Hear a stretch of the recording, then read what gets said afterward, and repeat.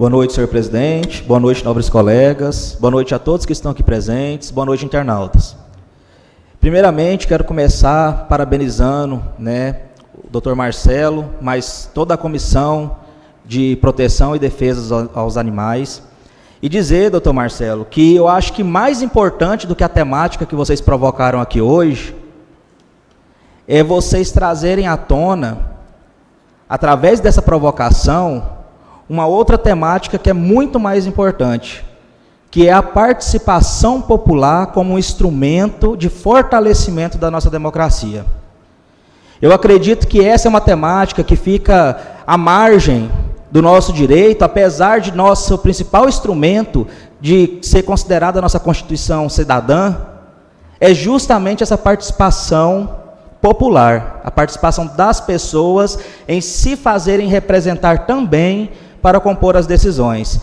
Então, eu achei muito nobre da OAB provocar o poder público, provocar as instituições constituídas que representam a sociedade civil organizada, o poder executivo, o judiciário, porque realmente é assim que a gente vai criar soluções fortalecidas de forma democrática e que realmente tenham efetividade. Porque é muito importante a gente entender que se a gente toma decisões só de gabinete, só com um grupo pequeno de pessoas, essas decisões, elas têm uma grande chance de não serem implantadas, serem seguidas ali, até mesmo pelo executivo. Por quê? Porque não se sente parte, as pessoas não se sentem parte para cobrar, porque elas não fizeram parte também da construção daquela lei.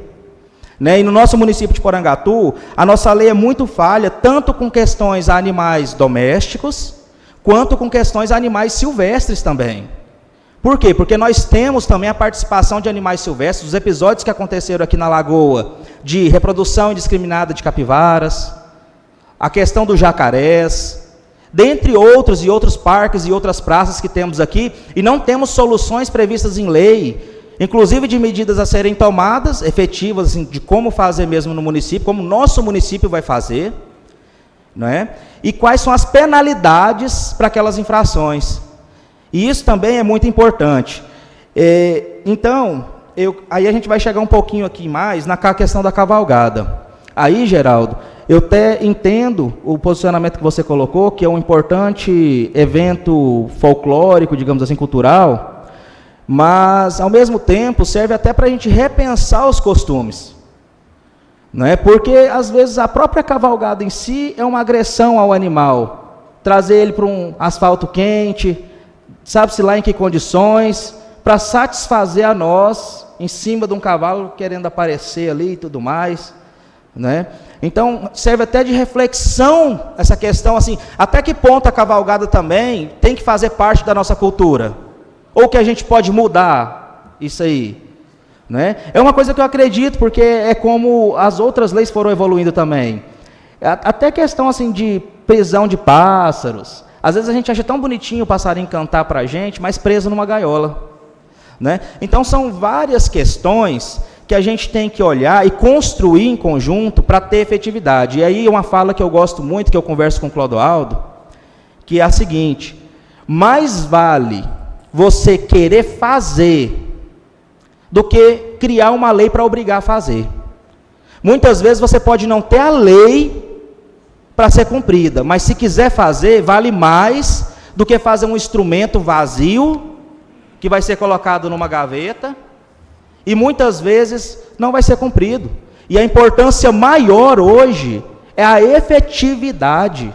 A gente usa muito na administração pública eficiência, eficácia, mas quase não se usa a palavrinha efetividade, que é o resultado que aquilo vai ter e a transformação que aquilo vai gerar na nossa sociedade. E aí eu entro num outro ponto aqui, que é a própria questão da festa da pecuária. Que, por exemplo, nós que eu falo município de Porangatu, doamos R$200 mil para acontecer essa festa. Em contrapartida, não respeitamos, por exemplo, uma lei que foi criada pelo Dr. Renato, quando era vereador aqui nessa casa, da meia entrada, que hoje está no Código de Defesa do Consumidor. Lá no Código é bem claro só é considerado meia entrada aquelas exceções para quem está estudando e não uma regra geral. Igual o sindicato quer colocar, por exemplo, que não é meia entrada já para todo mundo. Se for meia entrada para todo mundo, não é meia entrada. Se for meia entrada para todo mundo, tem a meia da meia, então.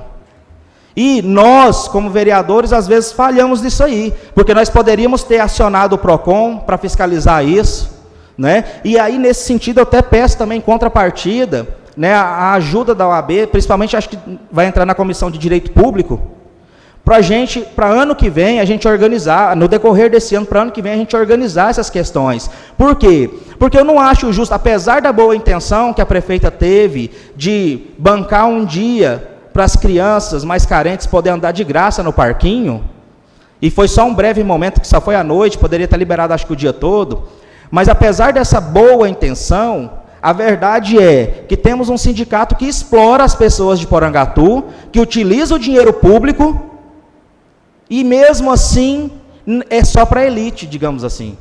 Porque como foi colocado aqui, se a pessoa tem 2, 3 pessoas dentro de casa, já fica inviável, porque quem vai para uma pecuária, já começa a gastar no salão de beleza, na roupa, na unha, na maquiagem.